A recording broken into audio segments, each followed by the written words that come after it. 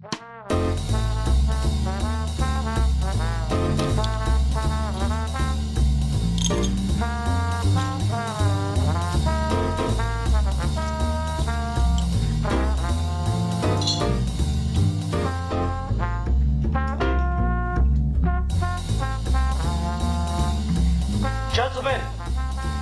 the time has come once again to discuss things.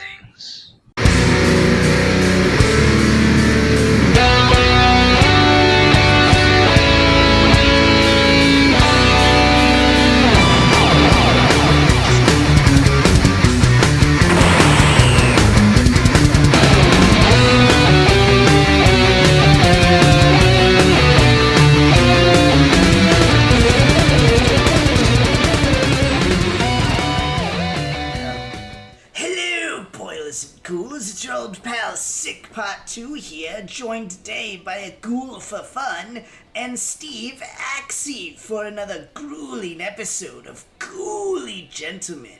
We're celebrating Halloween with this special edition. There. Ian, do you need a lozenge? Happy Steve. Seems like your voice kind of went there. I do with my throat.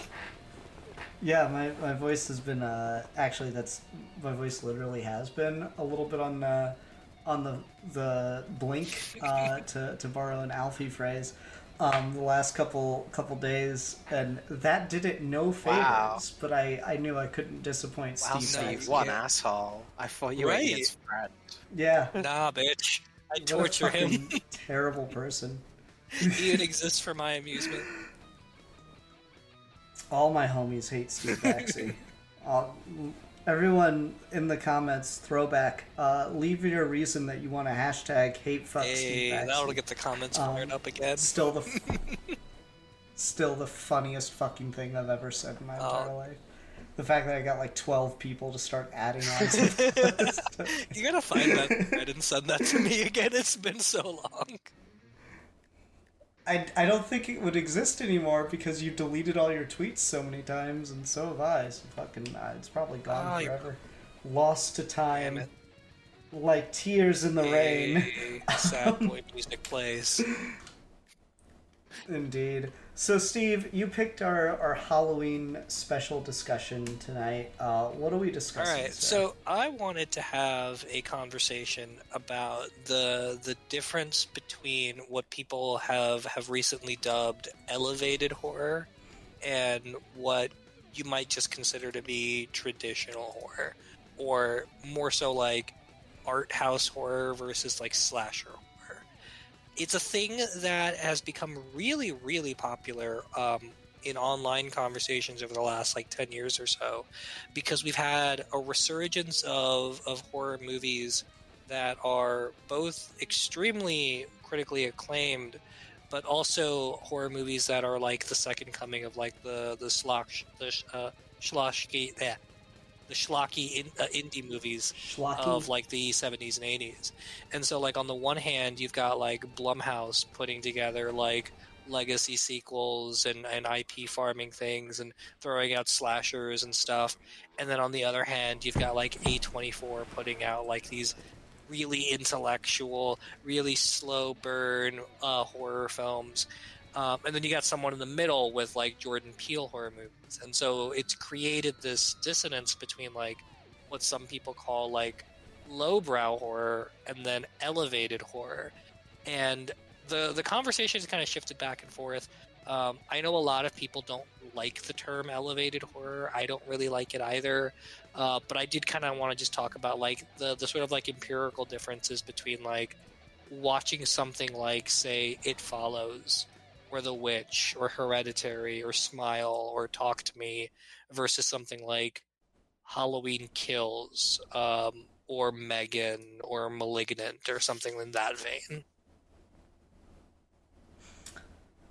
Okay, so here's my thought that I've been kind of stewing on, because you're like, can we talk about this? And I was like, I don't know what the fuck that is. And then you had to explain it, and I'm like, I'm still not sure I know what the fuck that is, but I'm going to pretend to, because I don't want Steve to think I'm dumb.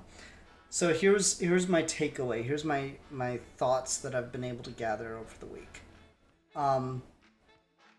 I don't think it exists. I just think that we're in an era of filmmaking over the last, like, 15 years or so where we just don't leave much up to the audience, and the film kind of goes out of the way to tell you what it's about a little bit harder.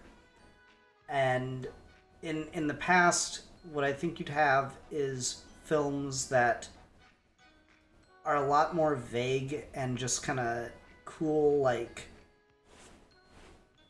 vehicles to show scenes and fucked up imagery, if we're talking about horror, and just be movies.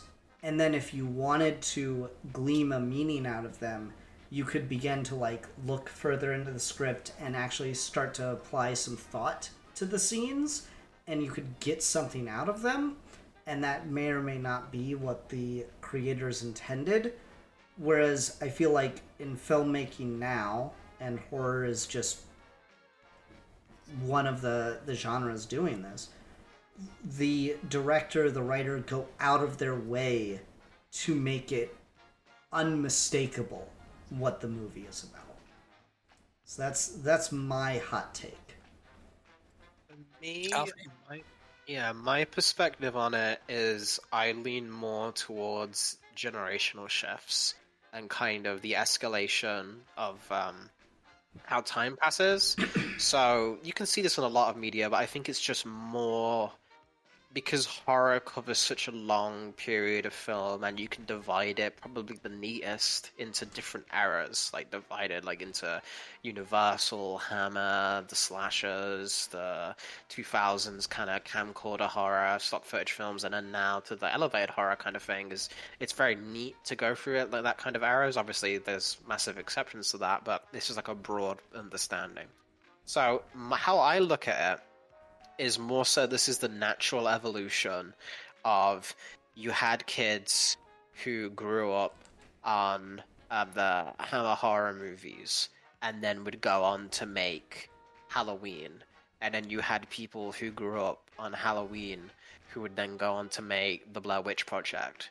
And then you had people who grew up on the Blair Witch Project who'd go on to make Hereditary. You know, like I think it's every time we introduce a new bar for what a horror movie in terms of subject matter, in terms of how heavy we can take the themes, in terms of how heavy we can take the violence, and in terms of how much it has respect from like a film craft. I think it comes down to the love of the person making it. And I think in a lot of ways, like the same way like nerd culture has grown over the years as more and more subsequent generations have had more and more stuff to watch, so they become bigger fans of it than the prior generations because it's just become more of their regular lives. I think it's the same for the horror film directors now are bigger horror fans and more appreciative of what you can do in the genre than the people were prior to them. And that's not a slight on them as that they weren't thinking anything. It's just a natural evolution where now you have more possibility of what a horror movie can be loosely defined by. And then outside of that, as kind of the sweeping like idea behind it, I think just practically, if you're a young filmmaker who wants to make your very raw, very emotional, very heavy screenplay and you want to sell it to a studio, it's going to be really hard to sell that as a romance. It's going to be really hard to sell that as a family drama. It's going to be easier to sell it as a superhero movie, but then you're going to have to cut out all the interesting parts. It's the way to get it made these days seems to be, oh, it's scary, or oh, there's some violence in it. Like, I think a lot of the choices is half of it is that generational appreciation and love for horror. But I think another of it is in the current film landscape, you can't make Taxi Driver now unless there's like a ghost in it. I'm sort of. You talking to me? I don't see anyone else around here. Yeah, you know. Travis Bickle was haunted by demons, literally. Literally, that's it, right? That's it.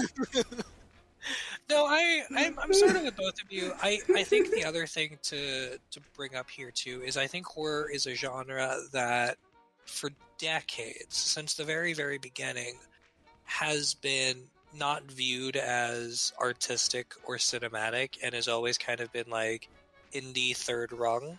And that's never truly been the case, but it's always kind of had that chip on its shoulder.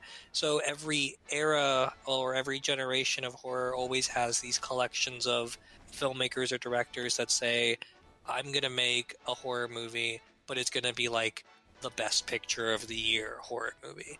And funny how like consecutively a lot of these movies come out when you do stuff like that, right? Like you have the first like truly classic horror movie that anyone would say is like a great film would be Cabinet of Dr. Caligari in 1920. But like it's not long after that that you get Nosferatu, and it's not long after that that you get Vampire. It's not long after that that you get like Cat People or Bride of Frankenstein. Hitchcock is really famous for like making a much more subversive horror movie and intentionally not wanting to make a Universal style horror movie with Psycho. But like in no time after that, you've got Carnival of Souls, you've got Texas Chainsaw and Black Christmas, both of which come out just like 4 years before Halloween. And then 2 years after Halloween, you get The Shining. So like it's interesting to see people talk about horror as kind of the scrappy underdog genre that no one takes seriously, and a director has to come in and make like the first good artistic horror movie. Except every director who's ever made a horror movie seems to think that, and every single horror movie that comes out like within a span of a decade just seems to actually be really good. It's definitely one of those things where I think in recent years we have a much more of them. I think the span from like 2010 to 2000 or 2020 is maybe like the best period for horror movies like ever, because you just have so many movies just back to back to back that if you made a top 10 list of the greatest horror movies of all time and made them all from 2010 to 2020, I could totally see it, right? Like you had Hereditary, Get Out, Mother, Raw, The Witch, Babadook. The Babadook, It Follows. Don't put The Witch on this list. I fucking hate that I movie rewatched so it the other much. night. That movie fucking rules. That is one of the greatest I horror movies I've cannot ever seen. stand It's that so movie. good. That movie is so exhausting. I adore it. But like, you know, then you got like Black Swan. That movie is up its own ass more than a fucking broomstick up a That's one of witch's those ass. things too that I noticed when I was watching it. It's like you talked about how like directors now are not trustworthy of the audience and kind of say what the movie is about constantly. And that's definitely a flaw in certain movies like Black Klansman, where I feel like it's a great movie and then it just kind of stops at the end to explain to you everything that you could glean from it and remove all the sort of like wiggly vague interpretation. The Witch is one of those movies that is so absurdly clear from like minute one what it is about and never strays from that path. So like I don't really feel like it's up its own ass. I feel like that's one of those movies where it's like Robert Eggers knows what this movie is about. All the characters knows what this movie is about, and everything in that movie is so lean and efficient and only gets you there. It's one of those movies where I feel like you almost don't have room to misinterpret it because it's just so clear about what it's doing. I just remember fucking watching that movie in the theater, and then I get to the end of it, I'm like, so is there a fucking witch I or don't not? understand that because the witch literally shows up in the movie multiple times. Yeah, but I don't know. I remember being so fucking confused because of the way the movie plays it. I'm like, so I'm pretty sure there's a witch. But then they keep playing with this idea that, no, it's the girl that's been doing everything. And then I'm just like, so is there a fucking another witch or not? The movie is about how a puritanical culture, and particularly one that's deeply Christian, is at the end of the day extremely hypocritical, and concepts like original sin don't actually do anything to cultivate the love that you would want Christianity to. And so instead of uniting as a family against something in the outside woods that is hurting them, namely the witch, they instead become completely broken down by their tragedy, aren't able to lean on their faith and pray to God, and just devour this poor girl who has nothing to do with it, to the point where they push her so far past the breaking point, she just decides to become a witch at the end. because she might as well do that than stay in this family that will just not trust her. Okay, but is there a witch or not? You see the witch multiple times in the movie. It shows up like 4 times. I'm surprised you asked that question as well, because there's like this whole bit, right, where like the guy goes in the little gear, and like the witch shows up. She's pretty hot.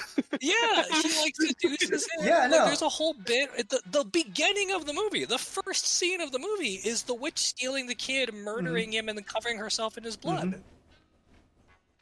Yeah, but then the rest of the movie, they keep talking about there is no witch. It's just you. You've been doing it all. I'm like, has it? That's the point of the movie. The point of the movie is that they don't see what's in front of them because they are so quick to judge this girl on insufficient evidence.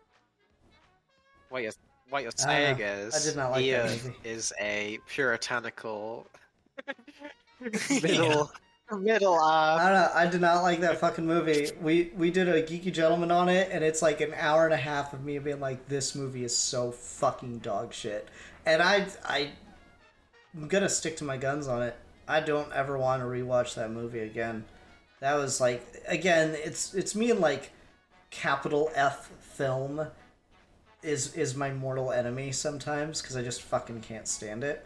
But at the same time, I don't like movies that feel they have to completely spell out and, you know, sit down with the audience like fucking Captain America and explain themselves to me. But I feel like there's a line between that and being a movie that... being a film that has so much important and up its own ass imagery and stuff to say. Whereas I tend to just like a movie that's like fucking straight up like, wouldn't it be fucked if there was like a monster guy that could kill you in your dreams? Freddy Krueger, baby. Let's go. Like, I just like that shit.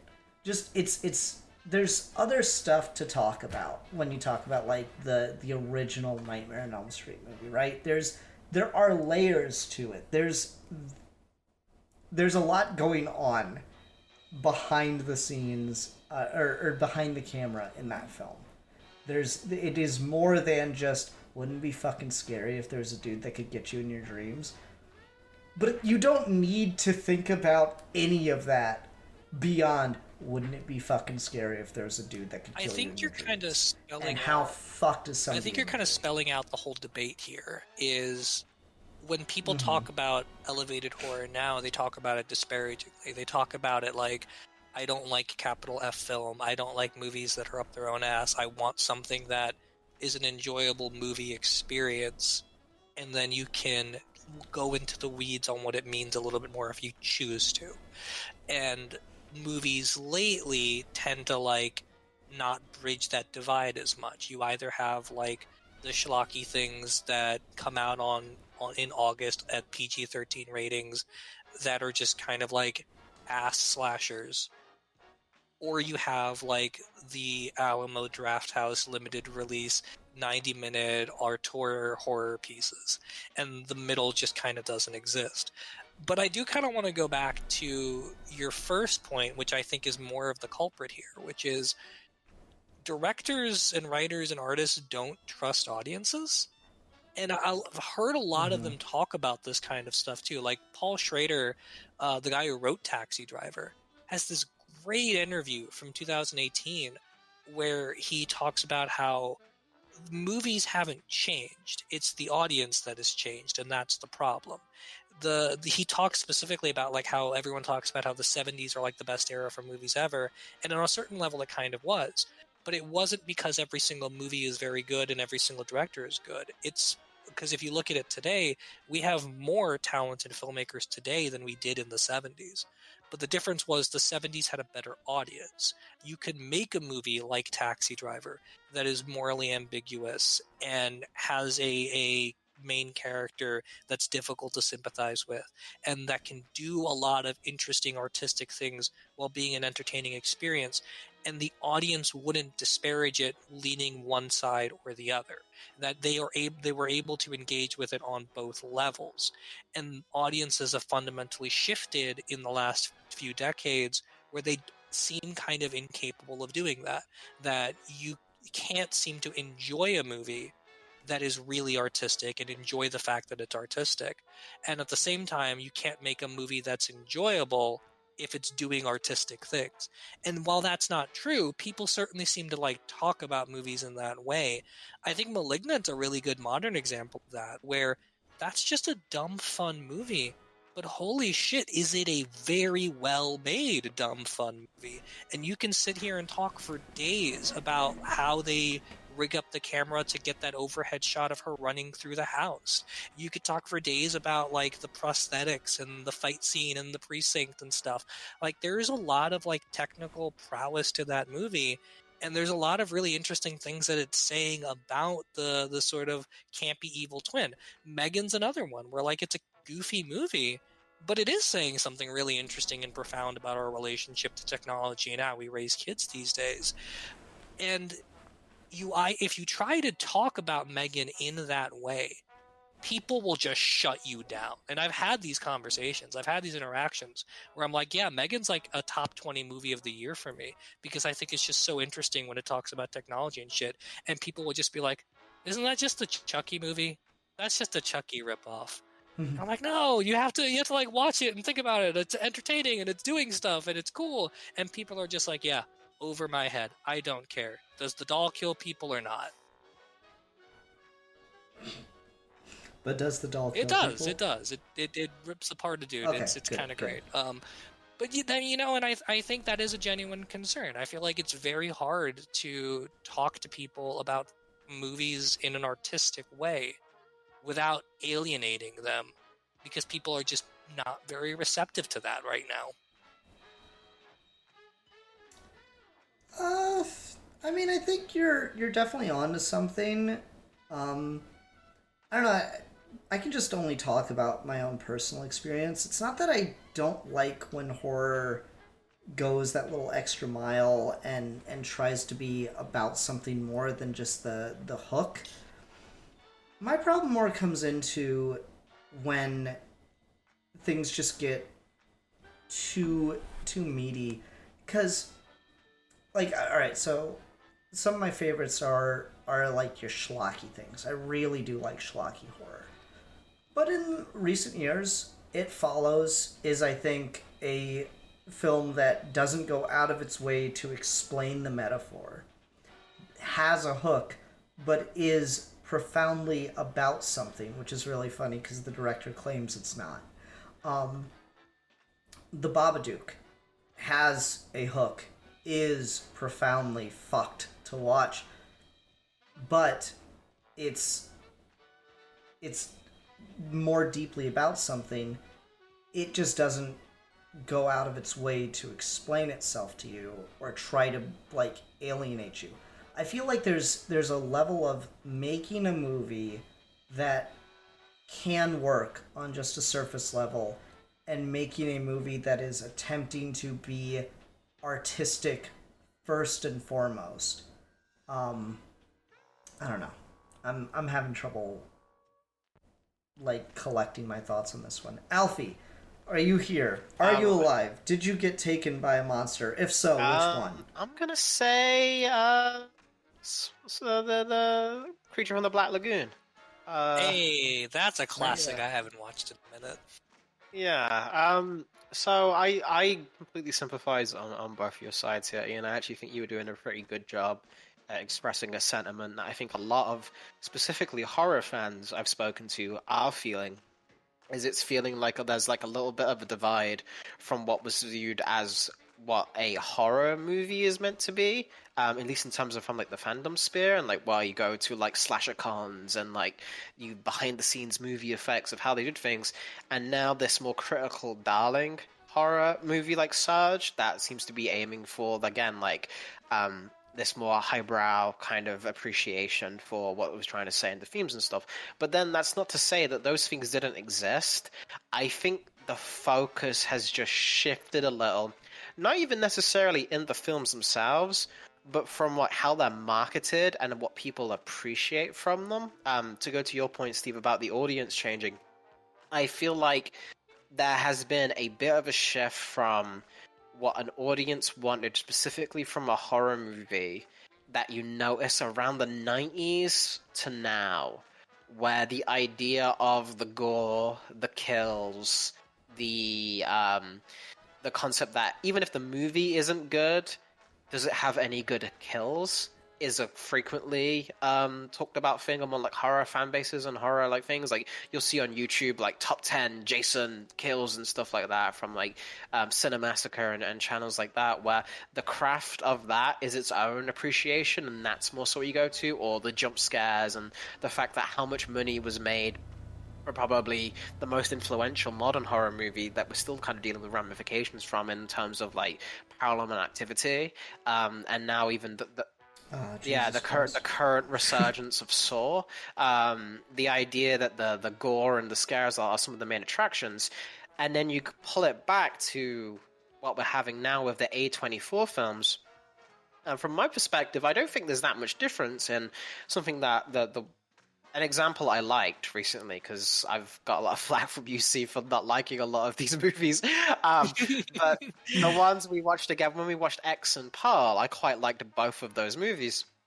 And X deals with a lot of the same kind of creative, schlocky sex and kills that you'd get in many other horror movies. Like, it's specifically riffing on those tropes. And then Pearl as well kind of has more of that creeping dread where the kills come out of nowhere, and it's playing more homage to old school, not even necessarily horror films, but stuff like The Wizard of Oz and like the golden age of movie making and such. So there you have something that I think is trying to address those concerns and still be entertaining to someone who just wants to see some things like that when they go to pay the movie. And then the other idea is the still getting your artistic expression. Something I go back to with this conversation, and you'll like this a lot, Steve, because he's your second favorite boy next to Tom King. Ryan Johnson had a interesting quote where he talks about the contract of a film, basically the promise you make to an audience when you're working in genre. And I'm curious to see, I just want to pose this question to you both and see what your answers are, to see if this is anything, because I think it could be an interesting topic. But the idea is basically that when he was doing Knives Out, he looked at the Agatha Christie things and he was like, okay, what are the promises of a murder mystery film? What are the beats that you have to hit when someone goes into a murder mystery film so that they feel they're getting their money's worth, that they feel like they're not being cheated? And you have scenes like the detective explaining everything in the final like scene and stuff like that. Like moments like that, if you don't have them, it feels wrong, and it feels like you've lied to the audience in a way that isn't conducive to a shared experience. It's breaking that contract in a way that isn't fun. What do you guys think are some scenes or some ideas or things that are like the horror equivalent to that? And does that contribute to some of these things feeling that they aren't giving you what you're paying for? I think that's an interesting premise, and it makes sense for Ryan Johnson to say that because he's such a structure guy, and he writes from a structuralist perspective, and the structure of the movie is the story for him.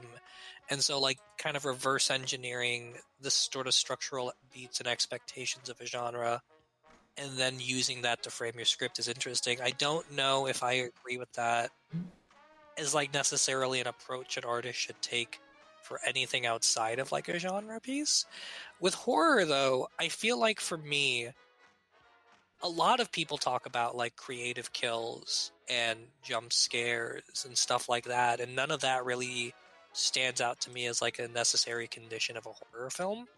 The thing that really bugs me that a horror film that can make a horror film bad is if I don't understand what human fear the movie is going for.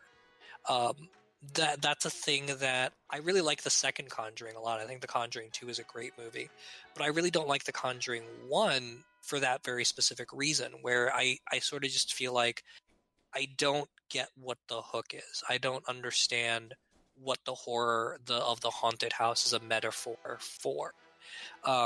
And if I don't feel like I have a connection to that sort of like, It's because it's a true story, Steve. well, yeah, you know, like if you go back to like the Amityville Horror, though, like right, like that's a movie about financial insecurity. That movie is about how like the American dream is basically hooking yourself to a dead weight that you're never going to be able to get rid of. That's always dying around you, and like the fears of like home ownership in an economic meltdown. And I don't think The Conjuring, which is based on the same story, is really about any of that stuff. And so like I struggle with enjoying that first one. But like when a horror movie really like doesn't click on the level of like what exactly from the human experience are you transforming into something scary, if I don't get that, then it doesn't work for me. The Babadook is a really good example of a movie that is about trauma and guilt, and specifically the relationship of mother and children. And like the whole movie is this woman grieving the loss of her husband while having to take care of a child, and the festering resentment she feels towards the child for being the one that survived and not being able to name or verbalize or communicate that trauma is the Babadook. The Babadook appears if you don't believe in him. The trauma gets worse if you don't acknowledge it. And at the end, they keep it locked up in the basement together because they are living with it, and that is what sets their life right. And that's why it's scary, because the trauma will destroy you from the inside out. And when a movie just doesn't do that, I sort of lose my interest. That's my big problem with the newer Halloween movies, is I feel like they have that, and they lose the thread so quick. Well, you see, what you're not understanding, Steve, is they're not a sequel to all the other Halloween movies. They're just following the first. Well, Halloween. It's called Godzilla. Just the fact that they keep doing that is so fucking funny. I swear to God. It's the Godzilla rules. It is. Yeah. No, I fucking like one day that will be the explanation that solves someone's problems with those movies. Like, oh, okay. The 2018 one, like, it doesn't even need to be a sequel to the first one. Like, none of it matters. Anyway, though. Alfie, to answer your question of what do I need, what is the contract of a horror movie, is I need it to be confident in and of itself and not try to lean on other things.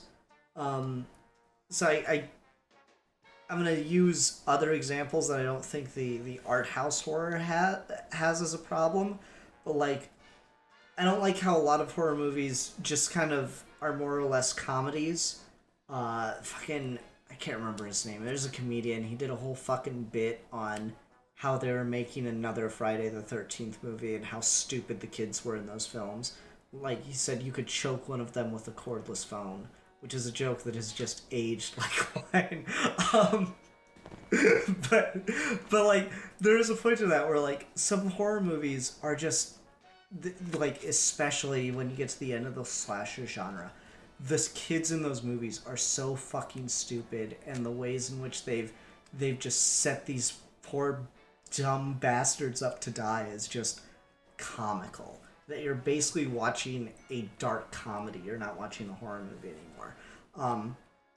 Or being too sexy, you know, because horror movies have to be rated R 99% of the time, because of the gore, then they just like get distracted with all the other stuff they can put on film now, so they just become like super sexualized, and you just get these really long odd scenes of quote-unquote teenagers, people in their early 30s, banging on screen, and then it ends with them dying, which arguably has like sexually traumatized entire generation of people.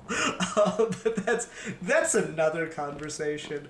And then I think the problem that, like, at least I have with the art house movie is I feel like the directors, the writers get so lost in like jerking themselves off on screen with how beautiful they're able to make everything look and how complicated everything is, that I'm just like, I'm not watching a horror movie anymore. I'm just watching your fucking like film school final project, and I can't stand it.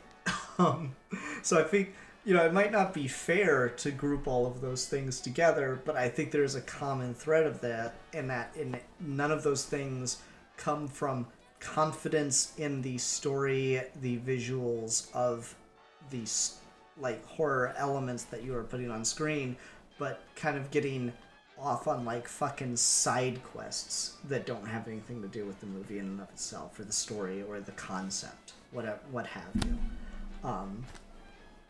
And I think every era of horror has like a pitfall similar to that. So I mentioned like the slashers, and I got really hard on them because they both went comedy and sex.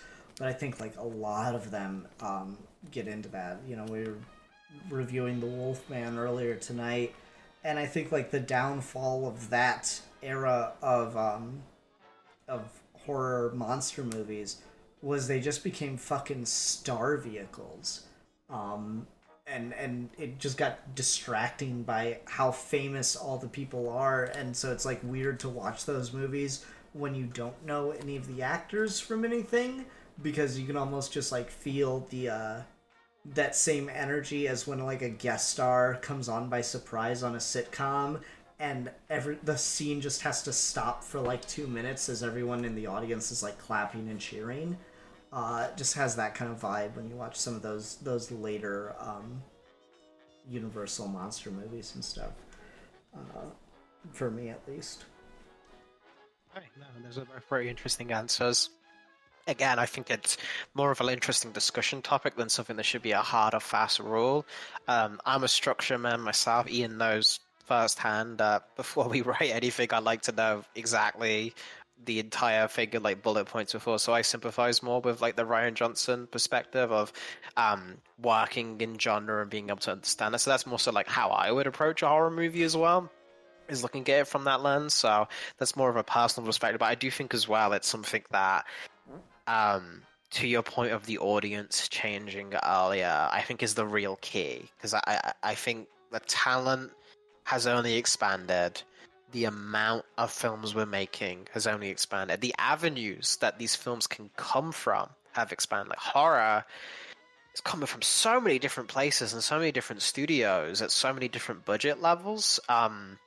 Especially compared to you normally would have something that's more of a franchise, and then you'd have something that's like an untested, made on a shoestring budget thing. Now we're getting more mid-level horror in terms of it's got a little bit of money, but it's not got anything that's like huge. And those things will get lots of sequels as well. And then you've still got those other two things, like the Terrifier movies, for example. Are like the first one is made like on nothing money, and then it became a franchise. And then you've got something compared to like the recent Saw movie that's done really well, which is the big budget version of that. And I think something else that comes from that is the YouTube scene, and how a lot of these directors that are making these type of movies, they don't necessarily start making YouTube videos, but some of them do. But mostly just the idea of now you can pick up a camera that's better on your iPhone than any of the cameras in the 70s were, and you can work with that. And I think that evolution of technology has also led to some of the tricks and some of the scares have all been done already in a lot of ways, that there's only so many ways a human body can die. There's only so many ways something can jump out at you.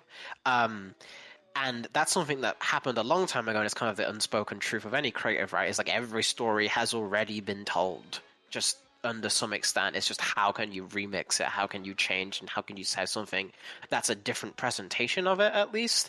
I think even more so with horror, a lot of people go to, okay, what's new, what haven't people seen before? And I think that is the more art house, the more psychological thing that people who go to horror movies aren't expecting, and that almost becomes the scare itself. Like Midsummer, a movie I'm not particularly a fan of, but it's something that you can't really market what that film's about, and the hook of that film and kind of the presentation of that film and how that film builds and leads is all anti what a horror movie is supposed to be, but it's still absolutely a horror film. And I think that's a really interesting example of like how we're pushing things and how far the term horror movies being stretched in some examples. Yeah, I feel like with a lot of the stuff that kind of gets derided as like art house, really would be at home with the late 70s and early 80s popular horror movies if you just released them then, because they're really not all that different, right? Like Halloween came out in 1978. It had a $300,000 budget, and it's it's a slasher kind of, but like if you sit there and watch that movie, it's not anything like Friday the 13th or Nightmare on Elm Street. It's a really slow burn thriller, more in the tradition of like Alfred Hitchcock movies. You go to like the 70s, I think is probably the best decade for horror, if not the most recent decade, because you got so many great movies that came out back to back to back to back. But you like look at other movies in that era that fit the sort of modern description of art house elevated horror. And you've got Werner Herzog's Nosferatu the Vampire, which is a really beautifully shot movie that is really dense with material and is a really unique approach to Dracula as a story.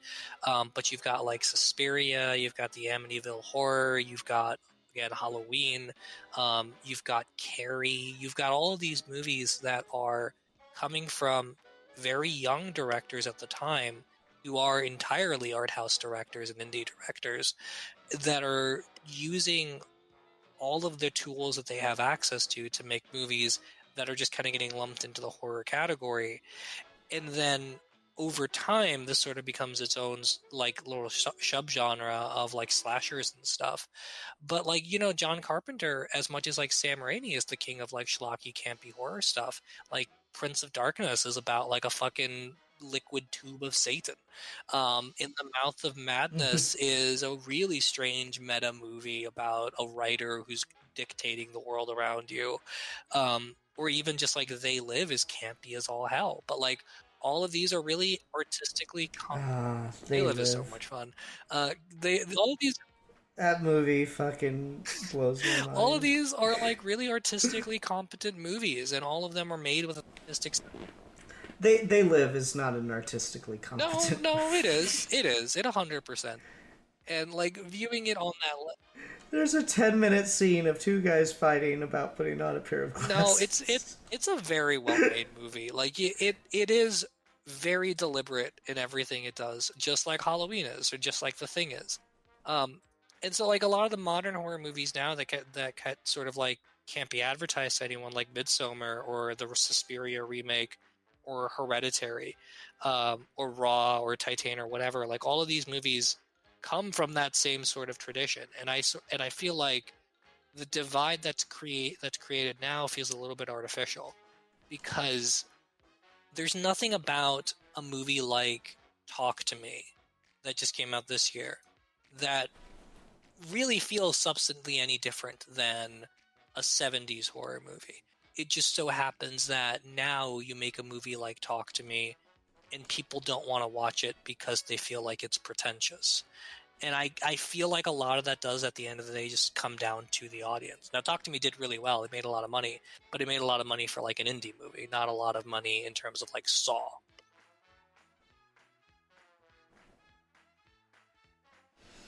I don't know. I don't watch enough film, especially new modern film, I feel, to feel very comfortable having this conversation, especially with Steve, who watches fucking everything. Yeah, because I'm just gonna sound like an idiot and an asshole. Yeah, I don't fucking like a lot of art house films. And maybe it is because I'm dumb. Maybe it's because I'm a bad audience member. And that's all I got. I feel really bad because I don't think I've said anything of substance beyond like same 3 points this whole discussion. And I don't really have much else to add. And I don't feel like I'm gonna change my mind. Because all I can think about is like, Steve, you might be right about every single thing you're saying. But I'm just gonna flash back to sitting through certain types of movies that are clearly going for more of an art house feel and just being exhausted by them. And I don't understand necessarily what the appeal of those movies are. Not in the sense of like, oh, well, they're not meant to be enjoyed kind of thing. Like, I just don't know what anyone really gets out of a movie like that. Is kind of what I guess I've learned about myself as time has gone on, and I've watched more and more and more of these. As I'm just like, I cannot bridge the gap of what is going to make this a worthwhile movie to watch. And that's not just like modern art house things. There's a lot of older movies that just bore me to fucking tears. And I just don't like watching that shit. Well, I guess if no one has like more to say on it or wants to talk about it further, the one thing I'll say to kind of close it out is just I think the thing I wanted to drive home is I don't feel like there should be a difference between an art house movie, quote unquote, and a popular popcorn movie. I think that sort of highbrow, lowbrow intellectual dichotomy is not useful. And any movie is an art house movie if you were looking at it from the right lens. And any movie is just a fun, schlocky movie if you're looking at it from the right lens. Like, it's all just about taking art as art and wanting to understand what's in front of you. And whether that's like 3 hours of Mike Flanagan talking about addiction and trauma in Dr. Sleep, or 90 minutes of Megan murdering people to protect a little girl, I don't think there's anything functionally different about those two things. It's just a matter of how we talk. Yeah, my thing with that, Steve, I'm glad you brought it out, because it ties pretty neatly into what I was going to say. Is like, my thing is, when I was first getting into watching more horror movies and trying to expand my palette, the thing I get told when I kept looking for recommendations, or people kept giving me recommendations, and Steve is like the only person who didn't do this. Aaron would give me one or two, but the majority of the horror movies they mentioned were with this caveat that it's not really a good movie. It's a horror movie. And I was just baffled by that sentiment of like, why do you like it then if it's not a good movie? It's like, oh, well... Well, you're weird because you don't believe guilty pleasures. No, I don't. I think if you like something, you like it. You know? Like, I think you shouldn't be guilty about it. Just own it. So that's what I think is, like, even if you don't... Like, even if it's, like, doesn't stand your stand, if you still like it, it's more so to that point of, like, why are you dragging it down? You know, if there's something good about it, then yeah, you enjoyed it, you had a good time, you had a good movie thing. It's like you said, Steve, with that, like, the shift of perspective, right? Of like, if you don't if you want to view it this way, you can view it through that lens, because it's all art at the end of the day, right? So my thing with that was just, I was just continually confused by, okay, so why is the horror movie seemingly made with this specific caveat? And then a lot of the A24 films and the stuff that we call this, the distinction is made as if it's now good, as if now it is a good horror movie that's not just trying to be a movie, it's trying to be a film with capital F, like you said, Ian.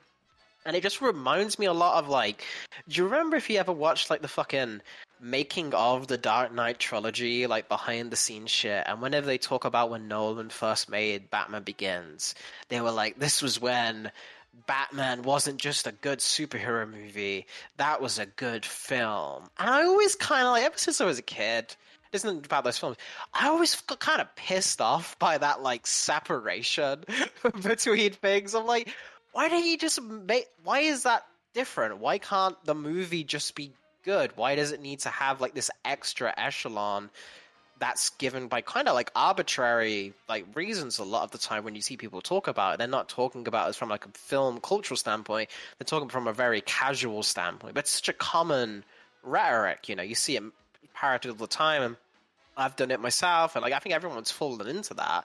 But it's just horror seems the one that's like the most that runs rampant through, as if quality and being fun are somehow separate, and I just don't understand that mentality. Yeah, and I think a lot of that just has to do with like feeling like everything needs a judgment. You know, like everything needs to be caveated with it's either good, or it's bad. It's either fresh or it's rotten. It's either thumbs up or it's thumbs down. You can't like go on like a 20-minute exegesis about like here's everything that it's doing and here are the tensions and here are the harmonies and stuff. Everything either has to be like one or the other. And I'm not a fan of thinking like that. I'm not a fan of like talking about art in that way. I feel like running down a metric of plot holes is a boring and lazy way to talk about art, but like that's also just how a majority of people determine whether it's good or bad. And I also just don't think movies and art are about being good or bad. Like I don't think a review is to say this movie was good or this movie was bad. It's to articulate the experience you had with it and what it was doing and how you derived its intentions and whether or not it exceeded based on that interpretation you brought. It's providing an account of what the experience of the movie is like. And if it leans more towards a good experience, then it's a good movie. If it leans more towards a negative experience, it's a bad movie. But I also just think watching bad movies is good in and of itself. Like it's entertaining on one level, but it's also just interesting to like sit here and talk about like if they didn't make this editing choice, then maybe this other element would play better, or like maybe this actor is the weak link here, or like this music cue is doing more than it should, or something like that. Because all of it is just talking about it in a way that's more than just thumbs up, thumbs down.